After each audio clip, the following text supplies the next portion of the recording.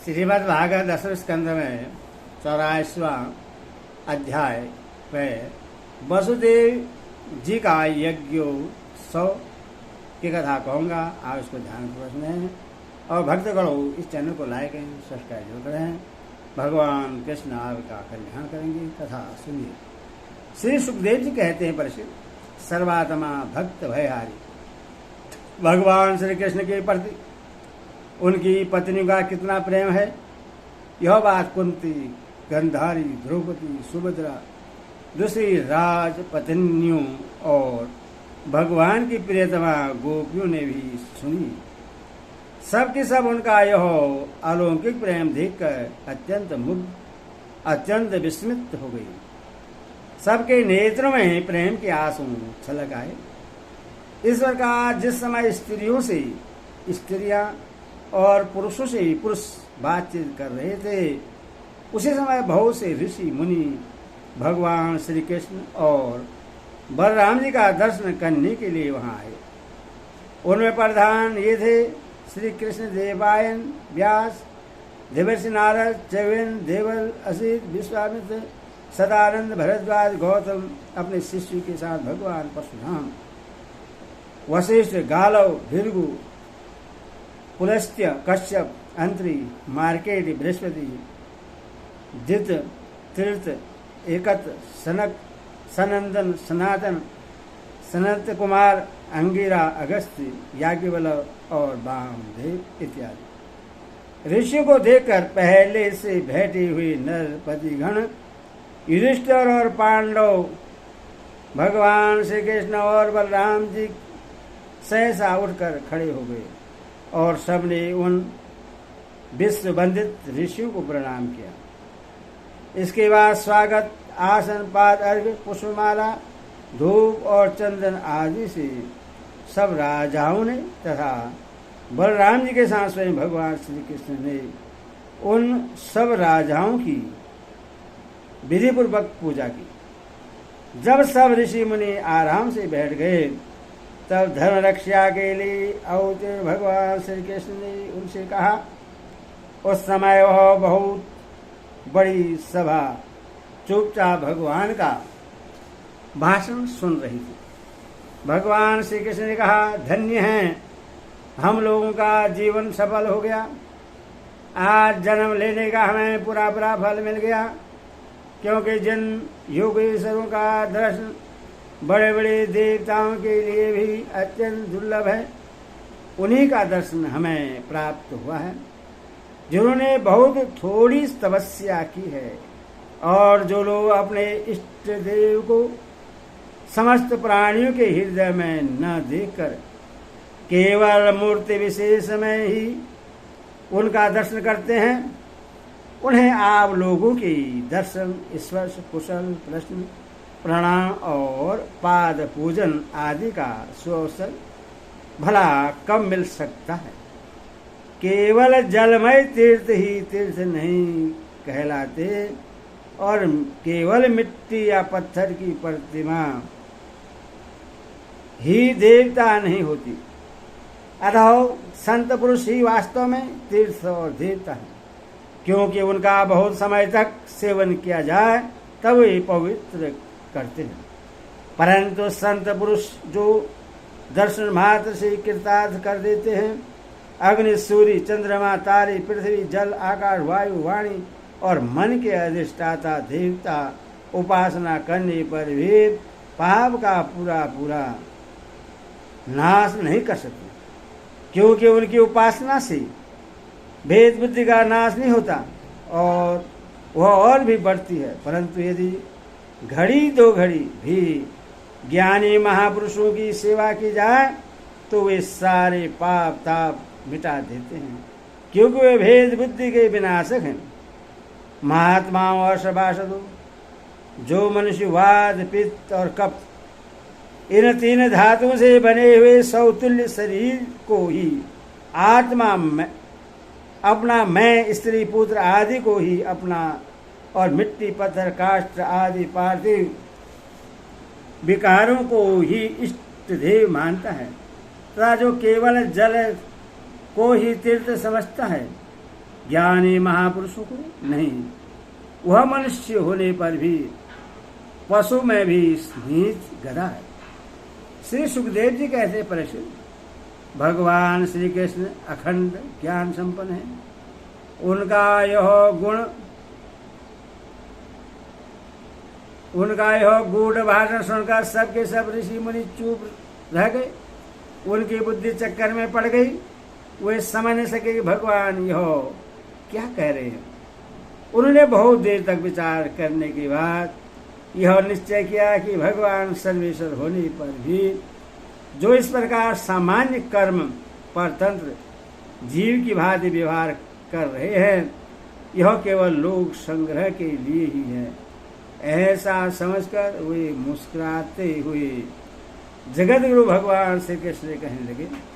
मुनियों ने कहा, भगवान आपकी माया से प्रजापतियों के अधीश्वर मरीचि आदि तथा बड़े बड़े तत्वज्ञानी हम लोग मोहित हो रहे हैं।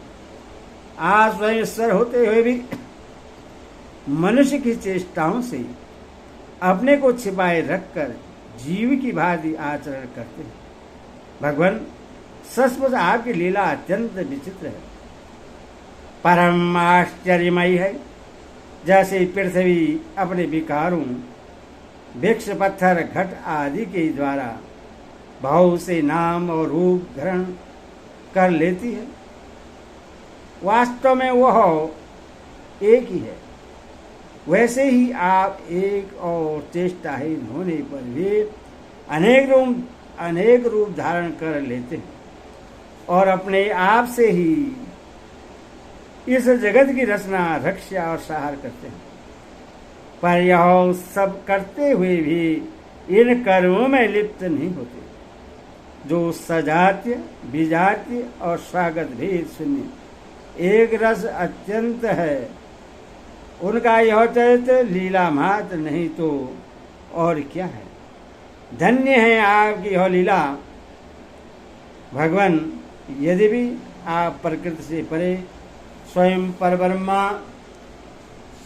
परमात्मा हैं तथा इस समय पर भक्त जनों की रक्षा और दुष्टों का दमन करने के लिए विशुद्ध सत्यमय श्री विग्रह प्रकट करते हैं और अपनी लीला के द्वारा सनातन वैदिक मार्ग की रक्षा करते हैं, क्योंकि सभी वर्णों और आश्रमों के रूप में आप स्वयं ही प्रकट हैं। भगवान वेद वेदांत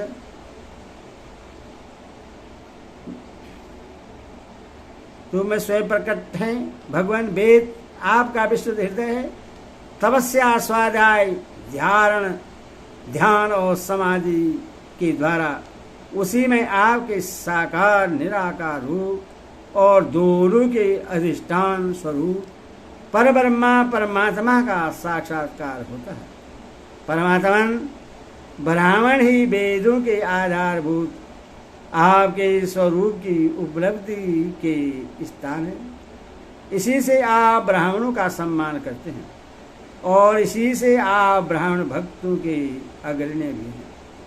आप सर्वविध कल्याण साधनों की चरम सीमा है और संत पुरुषों की एकमात्र गति है। आपसे मिलकर आज हमारे जन्म विद्या तप और ज्ञान सफल हो गया।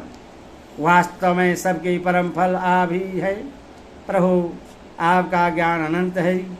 आप स्वयं सच्चिदानंद स्वरूप परब्रह्मा परमात्मा भगवान हैं। आपने अपनी अचिंत्य शक्ति योग माया के द्वारा अपनी महिमा छिपा रखी है। हम आप लोग नमस्कार करते हैं।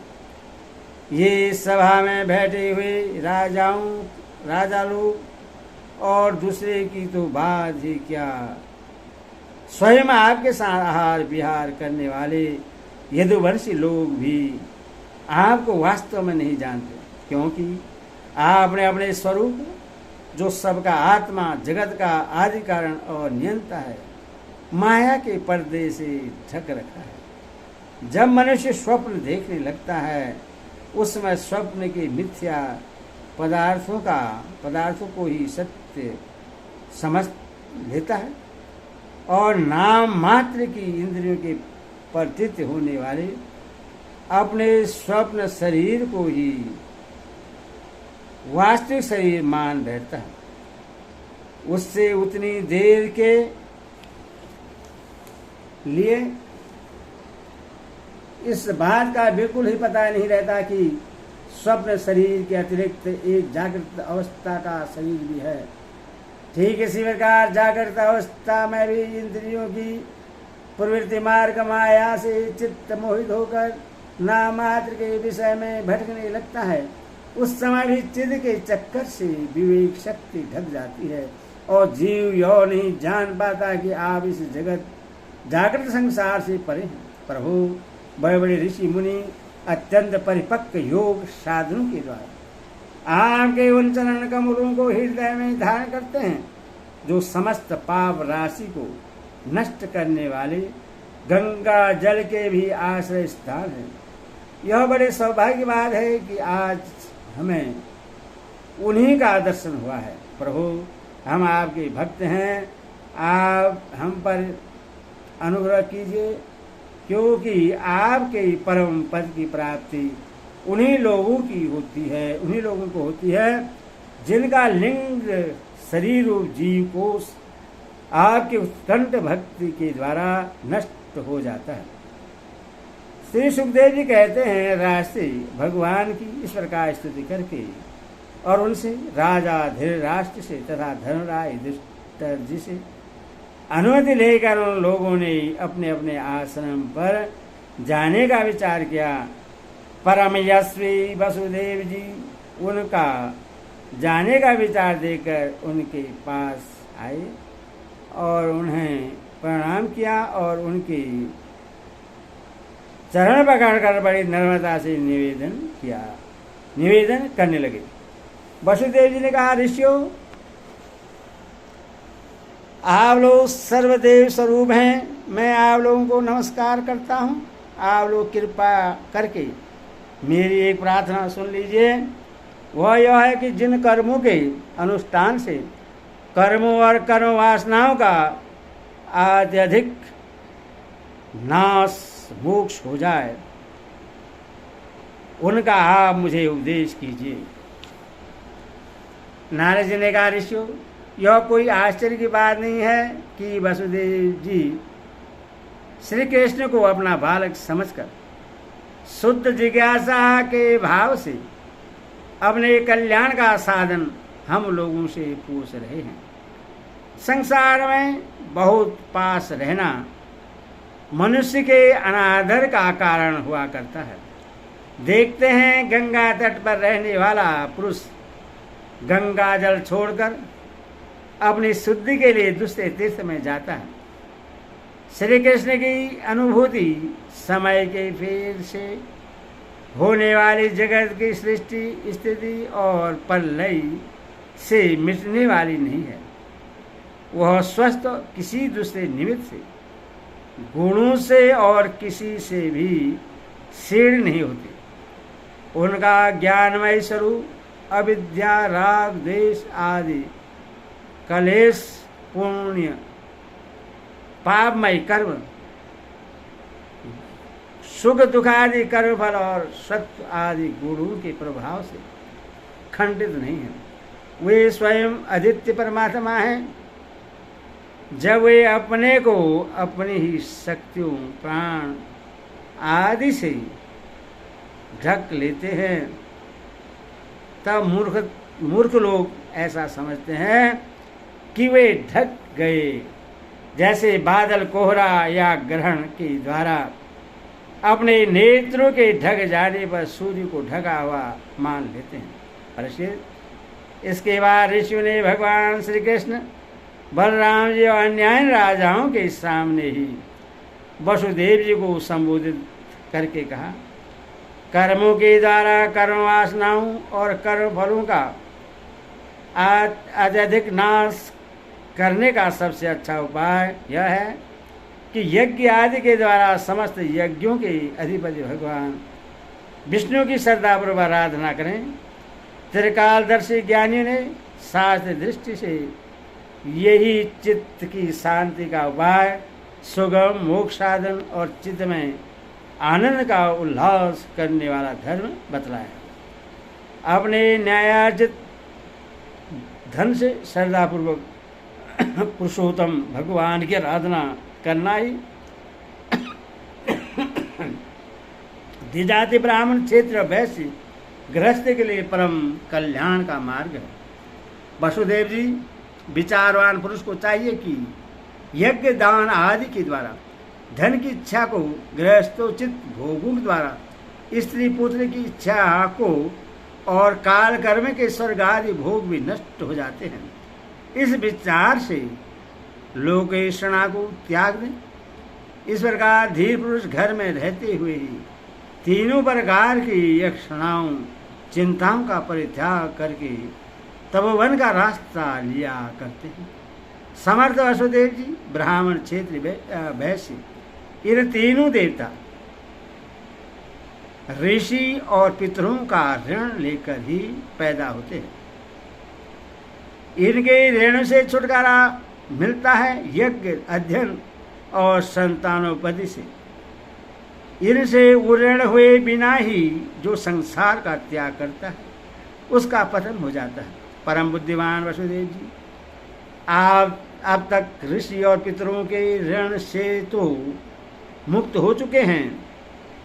अब यज्ञों के द्वारा देवताओं का ऋण चुका दीजिए और इस प्रकार सबकी उऋण होकर ग्रह त्याग कीजिए।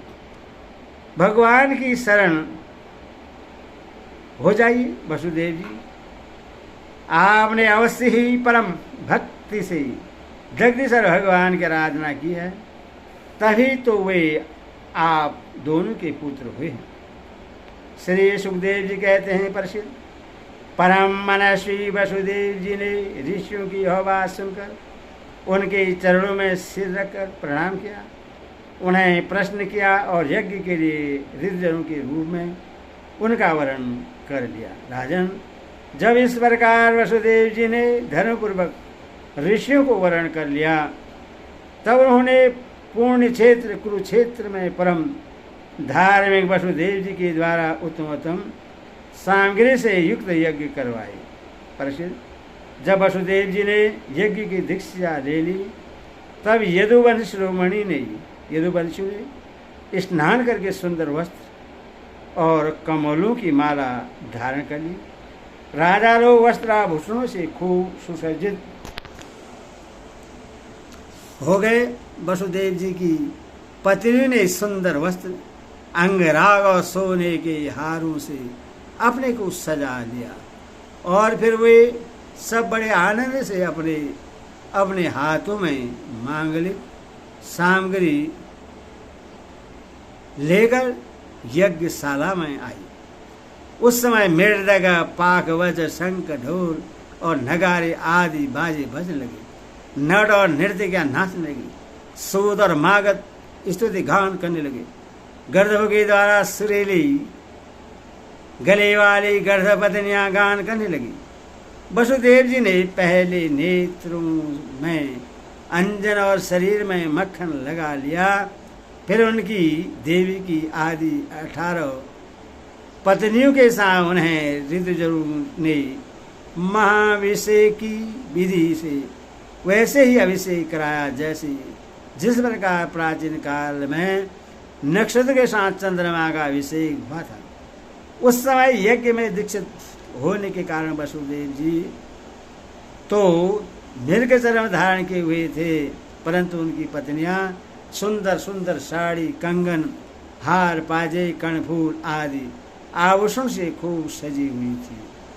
वे अपनी पत्नियों के साथ भली भांति शोभायमान हुए। महाराज वसुदेव जी ने ऋतुज और सदस्य रत्न जटित आभूषणता रेशमी वस्त्र धारण करके वैसे ही सुयोजित हुए जैसे पहले इंद्र के यज्ञ में हुए थे।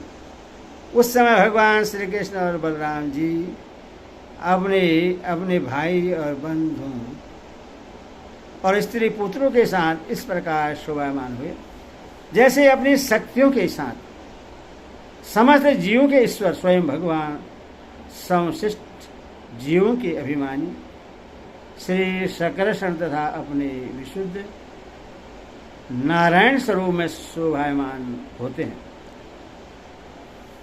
वसुदेव जी ने प्रत्येक यज्ञ में ज्योतिष्टम, दर्श, पूर्णमास आदि प्राकृतिक यज्ञ, सौरस्त्रादि विकृति यज्ञ और अग्निहोत्र आदि अन्य यज्ञों के द्वारा द्रव्य क्रिया और उनके ज्ञान के मंत्रों के स्वामी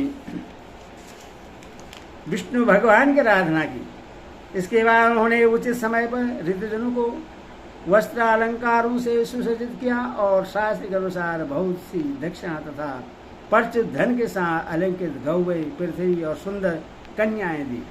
इसके बाद महर्षियों ने पत्नी शयाज नामक यज्ञांक और अवृद्ध स्नान आदि यज्ञांक स्नान संबंधी अवशेष कर्म कराकर वसुदेव जी को आगे करके परशुराम जी के बनाए हद में, राम हद में स्नान किया। स्नान करने के बाद वसुदेव जी और उनकी पत्नी ने बंदी जनों को अपने सारे वस्त्राभूषण दे दिए तथा स्वयं ने ये वस्त्राभूषण से सुसज्जित होकर उन्होंने ब्राह्मणों से लेकर कुत्तों तक को भोजन कराया। तदनंतर अपने भाई बंधुओं, उनके स्त्री पुत्रों तथा विदर्भ, कौशल, कुरु, काशी, केकय और सर्ज्य आदि देशों के राजाओं, सदस्यों, ऋतजों, देवताओं, मनुष्यों, भूतों, पितरों और चारणों को विदाई के रूप में बहुत सी भेंट देकर सम्मानित किया। वे लोग लक्ष्मीपति भगवान श्री कृष्ण की अनुमति लेकर यज्ञ की प्रशंसा करते हुए अपने अपने घर चले गए। परीक्षित, उस समय राजा धृतराष्ट्र, विदुर, युधिष्ठिर, भीम, अर्जुन, भीष्म पितामह, द्रोणाचार्य, कुंती, नकुल, सहदेव, नारद, भगवान व्यासदेव तथा दूसरे स्वजन संबंधी और बांधव अपने हितैषी बंधु बांधवों को छोड़कर जाने में अत्यंत विरह व्यथा का अनुभव करने लगे। उन्होंने अत्यंत स्नेहार्थ चित्त से यदुवंशियों का आलिंगन किया और बड़ी कठिनाई से किसी प्रकार अपने अपने देश को गए। दूसरे लोग भी इनके साथ ही वहाँ से रवाना हो गए। परीक्षित, भगवान श्री कृष्ण, बलराम जी तथा उग्रसेन आदि ने नंद बाबा एवं अन्य सब गोपों को बहुत बड़ी बड़ी सामग्रियों से अर्चा पूजा की, उनका सत्कार किया और वे प्रेम परवश होकर बहुत दिनों तक वहीं रहे। वसुदेव जी अनायास ही अपने बहुत बड़े मनोरथ का महासागर पार कर गए थे। उनके आनंद की सीमा न थी। सभी आत्म सज्जन उनके साथ थे। उन्होंने नंद बाबा का हाथ पकड़ कर कहा, वसुदेव जी ने कहा, भाई जी, भगवान ने मनुष्य के लिए एक बहुत बड़ा बंधन बना दिया है। उस बंधन का नाम है स्नेह, प्रेम पास। मैं तो ऐसा समझता हूँ कि बड़े बड़े सूरवीर और योगी यदि भी उससे तोड़ने में असमर्थ है। आपने हम अकृतों के प्रति अनुपम मित्रता का व्यवहार किया है। क्यों न हो आप सभी के संत श्रोमणियों का तो ऐसा स्वभाव ही होता है। हम इसका कभी बदला नहीं चुका सकते, आपको इसका कोई फल नहीं दे सकते। फिर तो हमारा यह मैत्री संबंध कभी टूटने वाला नहीं है। आप इसको सदा निभाते रहेंगे। भाई जी, पहले तो बंदी गृह में बंद होने के कारण हम आपका बहुत ही प्रिय और हित न कर सके। अब हमारी यह दशा हो रही है कि हम धन संपत्ति के नशे से, श्रीमत से अंधे हो रहे हैं। आप हमारे सामने हैं तो भी हम आपकी ओर नहीं देख पाते। दूसरों को सम्मान देकर स्वयं सम्मान न चाहने वाले भाई जी, जो कल्याणकामी है उससे राजलक्ष्मी न मिले, इसी में उसका भला है। क्योंकि मनुष्य राजलक्ष्मी से अंधा हो जाता है और अपने भाई बंधु स्वजनों तक को नहीं देख पाता।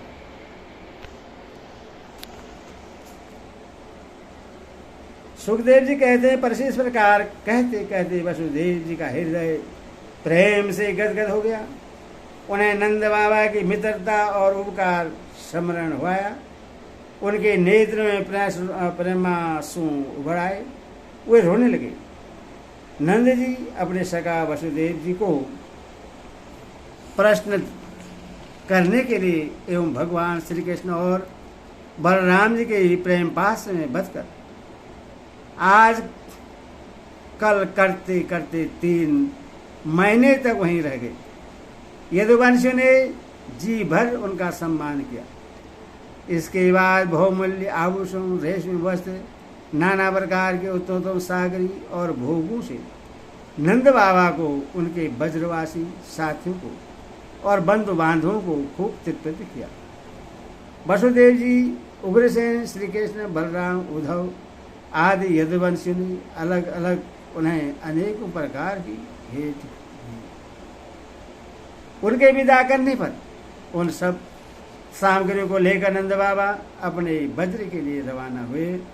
नंद बाबा गोपों और गोपियों का चित्त भगवान श्री कृष्ण के चरण कमलों में इस प्रकार लग गया कि वे फिर प्रयत्न करने पर भी उससे वहां से लौटा न सके। सूत्रा बिना ही मन की उन्होंने मथुरा की यात्रा की।